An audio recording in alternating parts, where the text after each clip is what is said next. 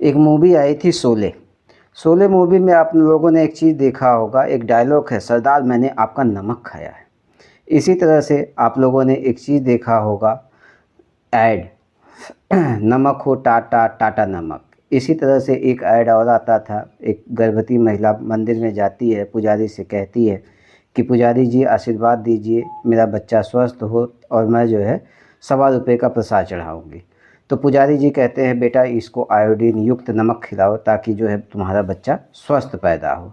इसी के साथ साथ आप लोग देखते हो, इसी के नाम पे एक मूवी बनी है, नमक हलाल नमक हराम, इस तरह की मूवीज़ बनी हैं। और ये आप लोगों ने देखा होगा, जुबा पे लागा नमक रिस्क का। और भारतीय आंदोलन में तो आपने देखा होगा कि महात्मा गांधी ने नमक के ऊपर ही नमक आंदोलन चला दिया 1930 में, सविनय अवज्ञा आंदोलन।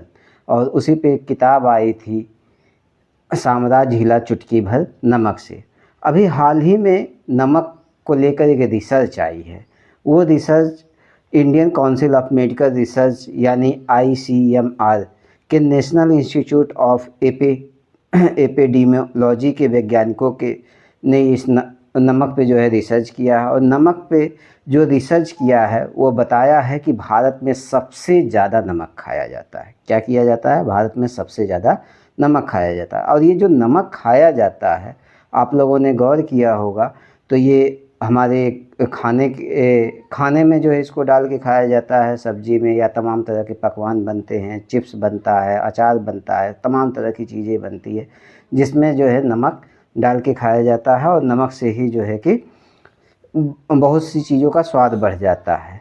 और साथ ही आप देखेंगे कि वर्तमान समय में ये जो रिसर्च आई है तो ये जो बहुत ज़्यादा नमक खाया जाता है एक छिपी हुई महामारी को बढ़ावा दे रहा है।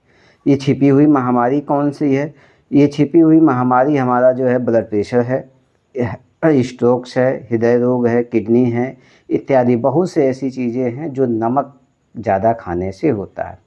अब सवाल ये उठता है कि ये जो सफ़ेद नमक है, सफ़ेद नमक यानी जिसको टाटा वाले नमक जो है प्रचार करके कहते हैं कि देश का नमक है, ये कितना हमारे लिए फ़ायदेमंद है, कितना नुकसानदेह है।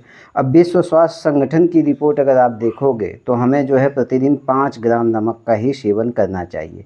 लेकिन भारत में नमक का सेवन जो है बहुत ज़्यादा मात्रा में किया जाता है, यानी लगभग दुगने मात्रा में किया जाता है। 9.2 ग्राम के आसपास जो है शहरों में किया जाता है। ग्रामीण क्षेत्रों में देखोगे तो 5.6 ग्राम नमक का सेवन प्रतिदिन किया जाता है। ये जो नमक का सेवन हम इतनी ज़्यादा मात्रा में करते हैं स्वाद के अनुसार, और वो हमारे स्वास्थ्य पे बहुत ज़्यादा असर करता है। और स्वास्थ्य पे जो ये हमारा असर करता है, इससे हमारा हृदय रोग होता है, ब्लड प्रेशर की समस्या होती है, स्ट्रोक की समस्या होती है, तमाम तरह की समस्याएं होती है। तो इससे बचने के लिए हमें क्या करना चाहिए? सबसे पहले तो ये जो देश का नमक कहकर बेचा जाता है यानी टाटा नमक, सफ़ेद नमक, इसके सेवन को ही बंद कर दो। सबसे पहले यही काम करो आप, सफ़ेद नमक को ही बंद कर दो। तो उसकी जगह क्या खाएं? उसकी जगह सबसे अच्छा नमक जो होता है वो होता है सेंधा नमक। यानी हमारे जो है सब्जी हो, दाल हो या नमकीन हो, कोई भी पकवान हो, उसमें हमें सेंधा नमक का प्रयोग करना चाहिए। अचार हो, पापड़ हो या पैकेज्ड वाले जो फूड हो, उसमें सेंधा नमक का प्रयोग करना चाहिए। चाहे हमारे सॉसेज हो, नूडल्स हो, केचप हो, ये सारी बिस्किट वगैरह सब में जो है हमें कौन से नमक का इस्तेमाल करना चाहिए? सेंधा नमक का। और दूसरा हमारा जो नमक है वो है काला नमक।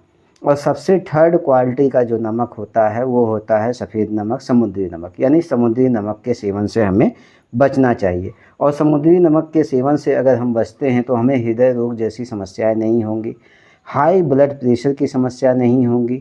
साथ ही साथ आप देखेंगे कि बहुत से ऐसी चीज़ें हैं जो हमें नहीं होगी, स्ट्रोक वगैरह आने की संभावनाएं कम होंगी। तो हमें ये जो रिसर्च आया है, विश्व स्वास्थ्य संगठन ने भी जो है हमें बताया है कि हमें जो है 5 ग्राम ही नमक का सेवन करना चाहिए। तो मैं अपनी रिपोर्ट, अपने रिसर्च के अनुसार बता रहा हूँ कि सबसे घटिया नमक को सबसे पहले छोड़ दो, यानी सफ़ेद नमक को छोड़ दो।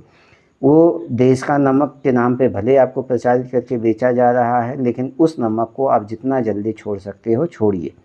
जैसे रिफाइंड ऑयल आपके लिए नुकसानदायक है, उसी तरह से हमारा ये सफ़ेद नमक है वह भी नुकसानदायक है। मिलूँगा आप लोगों से अगली वीडियो में, तब तक के लिए धन्यवाद। आप मेरे वीडियो को लाइक करिए, अगर पसंद आता है चैनल को सब्सक्राइब कर लीजिए, क्योंकि नई नई जानकारियाँ लेकर आऊँगा, इतनी जानकारियाँ लेकर आऊँगा कि आप लोगों का स्वास्थ्य तो सुधरेगा ही, आपकी अर्थव्यवस्था भी उससे सुधरेगी। धन्यवाद दोस्तों।